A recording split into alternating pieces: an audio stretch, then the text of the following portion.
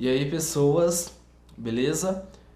Nós estamos iniciando mais um vídeo da série Bíblia Comentada. A playlist é a Gênesis e como vocês já sabem, a gente vai aí comentar toda a Bíblia. O capítulo de hoje é o capítulo 17. O capítulo 17, ele vai falar sobre o momento em que Deus ele estabelece uma aliança com Abrão. Deus ele vai estabelecer ali a circuncisão e vai mudar o nome do nosso patriarca e mudar também o nome da sua esposa. Então nós iremos entender aí como que aconteceu essa mudança de nome, o que representa essa aliança. Iremos também entender o que significa a circuncisão. E para o pessoal que não sabe, eu irei explicar o que é a circuncisão. No último vídeo, eu tinha dito para vocês, falado um pouco, na verdade, sobre o momento ali que Abraão é influenciado pela sua esposa. Ele vai tentar concretizar a promessa que Deus havia feito a ele de torná-lo pai de uma grande nação. Ele vai ali se deitar com Agar, serva de Sarai, e dessa relação nasce o seu primeiro filho, que é Ismael, mas não é o filho da aliança, não é o filho da promessa. Algumas pessoas irão dizer que, de certa forma, existe uma maldição sobre Ismael, porque Ismael não é o filho da promessa e Ismael é filho do pecado. Só que a própria Bíblia irá trazer, e isso no capítulo 17, que Deus ele abençoou a Ismael. No final do capítulo 17, Deus ele vai dizer que Ismael vai ser um homem extremamente poderoso e que príncipes iriam sair de Ismael e que o próprio Deus o abençoaria. Então, com base na Bíblia, a gente entende que mesmo Ismael nascendo aí de certa forma de uma falha ou de um erro, de uma conduta que não tinha a aprovação do Criador, Deus abençoa a Ismael. Voltando um pouquinho no outro vídeo, nós vimos ali que essa atitude de Abraão em se deitar com Agar não teve a anuência de Deus. E, inclusive, a gente tem aí um estupro. Por que um estupro? Agar, ela não tinha autonomia, ela não decidia sobre o seu próprio corpo, ela estava subordinada aos seus senhores, e a gente sabe que quando uma mulher ou até mesmo um homem, ele tem uma relação e essa relação não tem a anuência dele, a gente tem um estupro. Eu falei para vocês, eu sempre vou fazer aí um link das histórias bíblicas com o direito, com a Constituição Federal e, como eu disse, nós iremos entender o porquê que algumas coisas aconteceram e porquê isso está relatado na Bíblia. Eu falei sobre isso no último vídeo, é só ir você ir lá na playlist Gênesis e só reafirmando, isso não teve o ok e a permissão do Criador, é uma falha de Abraão. O capítulo 17, ele vai começar trazendo ali que Deus ele vai aparecer a Abraão. Nesse momento o nome é Abrão, mas eu gosto de chamar o patriarca de Abraão. Foi como eu conheci ele e soa melhor.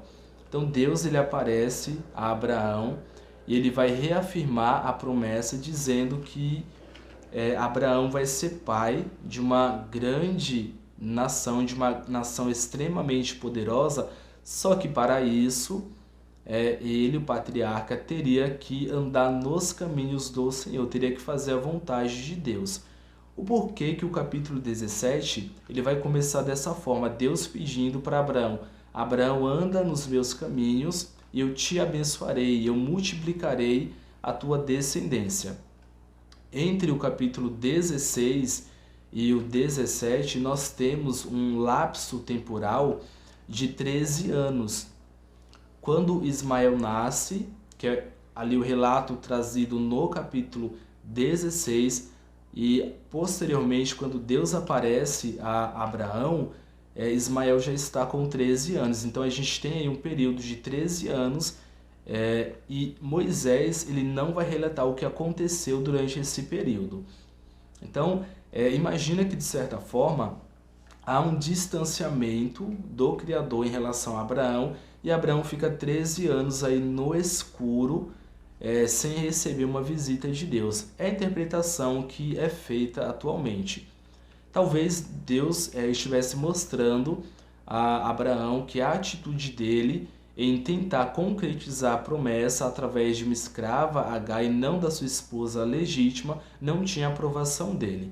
Então Deus aparece e fala: Abraão, anda nos meus caminhos, faz a minha vontade. De certa forma, é uma alerta em relação ao que havia acontecido anteriormente. E a Bíblia vai trazer ali no capítulo 17 que Abraão se prostra diante do Senhor. E aí, posteriormente, essa aliança, Deus reafirma a promessa de que faria Abraão pai de uma grande nação, e posteriormente Deus estabelece a circuncisão. E a Bíblia vai dizer ali que Abraão deveria circuncidar todo o macho, né?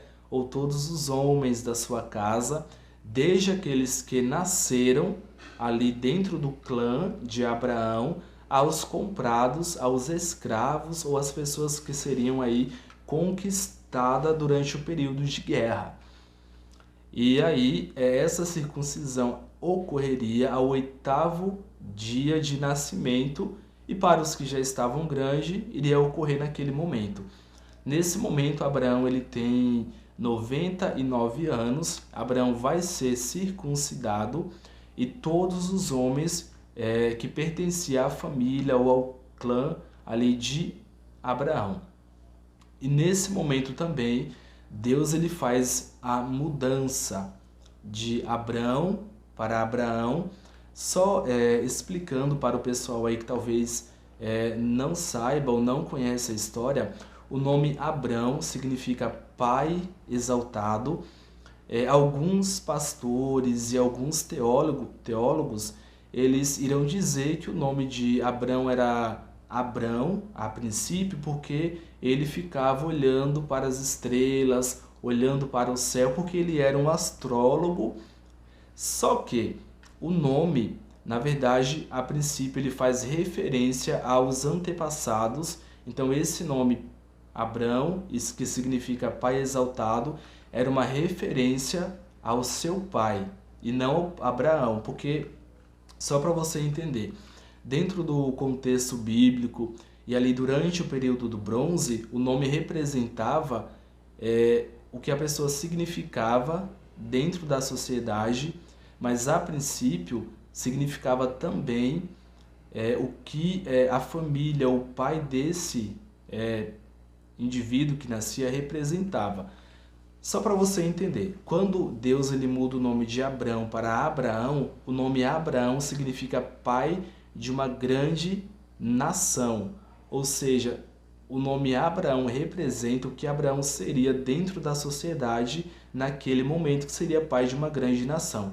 Quando você tem o nome de um indivíduo representando o que ele significa para a sociedade, quando você estabelece o nome de uma criança, ela ainda não tem um significado, não tem uma fama dentro da sociedade a qual ela pertence. Então, atualmente, a interpretação mais aceita é que o nome Abrão, pai exaltado, estava fazendo uma referência ao pai de Abraão, e posteriormente, quando Deus ele faz a mudança para Abraão, pai de uma grande nação, aí sim o nome representa quem Abraão seria, ou quem Abraão, de certa forma, com base na promessa, já é, que é pai de uma grande nação.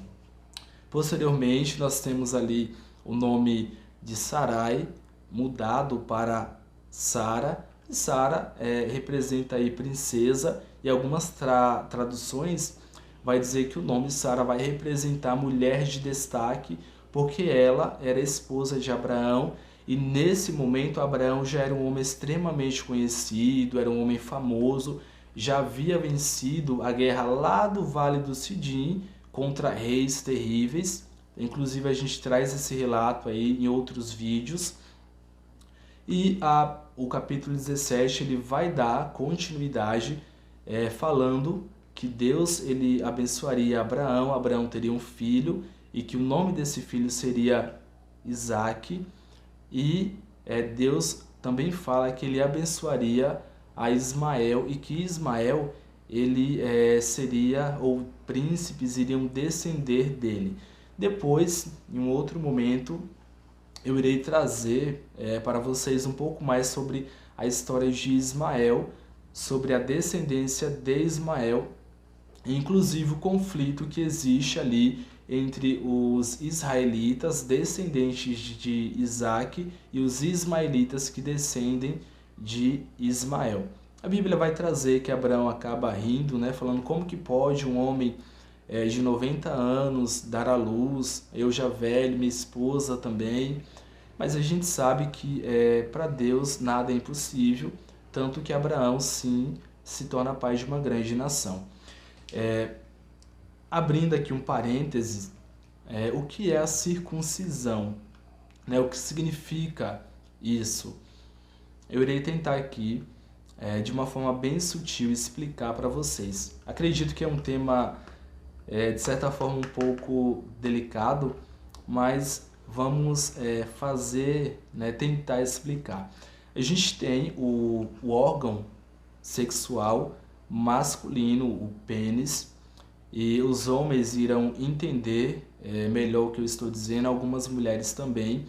E ele tem uma pele sobre ele, né? O nosso órgão tem uma pele sobre ele, e a circuncisão é o desencapamento da pele, e quando essa pele é desencapada, se eu não me falha a memória, a glande, ela fica exposta. Então a circuncisão é justamente isso, é cortar o prepúcio, essa pele que fica em volta do pênis, do órgão sexual masculino. Só para ilustrar, deixa eu mostrar aqui para vocês como referência. Imagina que esse vidro de perfume, ele é o pênis e sobre ele existe uma pele que protege e tem aqui a glande, ou de uma forma bem simples e popular, a cabeça, né? A cabeça do pênis, como algumas pessoas falam. E a circuncisão é a retirada dessa pele que fica em volta da glande ou em volta da cabeça. Seria o mesmo que você pegar e tirar aquela pelinha e deixar a cabeça ou a glande exposta. Isso é a circuncisão, tá bom? Só para ilustrar, para a galera conseguir entender. E Deus estabelece, e essa circuncisão ela deveria ocorrer na geração de Abraão, e todos os descendentes, todos os homens que viriam posterior a Abraão, eles também deveriam ser circuncidados. Caso não fosse, Deus rejeitaria esse indivíduo. Então a circuncisão ela vai de Abraão até o momento em que Cristo ele vem aqui a essa terra, e fazendo aí avançando na história, Paulo ele tem uma discussão, porque no momento que Cristo ele morre, ele vai ao céu, nós temos aí os apóstolos ou os discípulos pregando o evangelho, e nesse momento algumas pessoas que não pertenciam aos judeus, não eram descendentes de Abraão, se converteram, e ali é uma discussão, né? Os judeus irão falar, olha, essas pessoas têm que participar, têm que sofrer a circuncisão, justamente porque ela é uma aliança estabelecida entre Abraão, e Paulo vai dizer que não há necessidade dessa circuncisão, porque a circuncisão deveria ser, na verdade, no coração. Só a gente vai entrar ainda nessa discussão de Paulo quando a gente chegar lá no Novo Testamento, mas é só para você entender, tá? Mas o que representa essa circuncisão, né? O interessante é que a circuncisão ela poderia ser em um local externo e visível do corpo. Deus poderia pedir uma marca sobre a mão, sobre o braço, sobre o rosto, né, que é algo que ficaria visível para as demais nações. Então, quando alguém olhasse para o povo de Israel, iria ver uma marca e falar, não, aquele é o povo de Israel.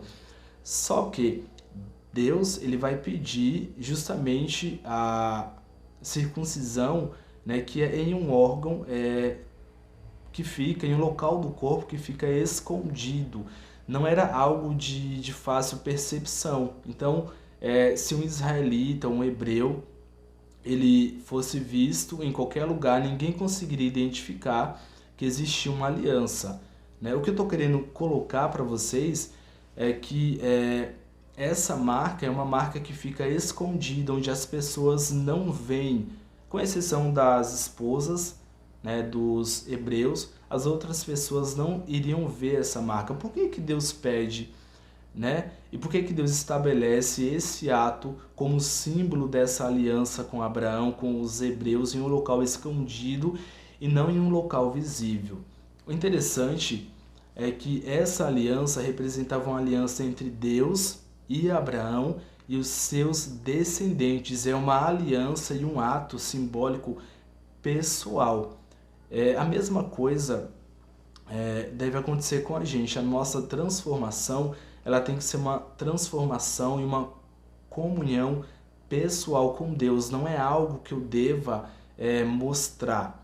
Lógico que nós, como cristãos, como servos de Deus, através do nosso testemunho, das nossas ações, das nossas atitudes, as pessoas veem Cristo em nós.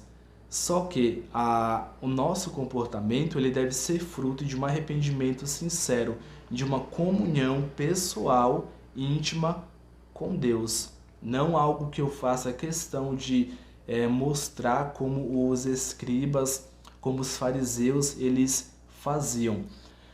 Só para elucidar o que eu quero dizer, quando os fariseus eles iriam orar, eles iam para as praças públicas, eles oravam em praça para as pessoas olharem para eles e ver que eles eram pessoas tementes e que tinham comunhão com Deus. Mas a oração era uma oração falsa, vazia, carregada de hipocrisia, né? E acontece hoje também com alguns cristãos, né? Pessoas que não têm uma comunhão pessoal com Deus, não sofreram o arrependimento sincero, mas tenta externalizar uma vida de santidade que não existe. Então, um dos motivos é que essa aliança é uma aliança pessoal que Deus vai fazer com Abraão, não era algo que deveria ficar à mostra, onde as outras pessoas iriam ver. As pessoas iriam ver o Deus de Israel nos hebreus através do testemunho, da conduta do povo de Israel, através ali dos hábitos alimentares, através da cultura que eles iriam disseminar. Essas são aí algumas lições que a gente pode retirar da história de Abraão no momento aqui do capítulo 17, tá? E finalizando, como eu disse, mesmo Ismael sendo filho de uma falha ou do pecado, Deus não abandona Ismael, muito pelo contrário, Deus exalta a Ismael porque através de Ismael, Deus também teria alguns propósitos a cumprir e a gente vai falar isso mais adiante. Por hora, eu acho que o vídeo de hoje, a gente já esgotou o capítulo 17, no próximo nós iremos entrar aí no capítulo 18 da sequência à história de Abraão. Galera, dá um like, né? Se inscreve no canal, tem muita gente que assiste o vídeo, acho que a maioria, e não é inscrita no canal. Dá uma força, tá bom? Dá esse apoio pra gente e ora também, né? Pede para Deus estar usando o canal e as ferramentas que eu tenho à disposição para falar do amor dele. E é isso, até o próximo vídeo.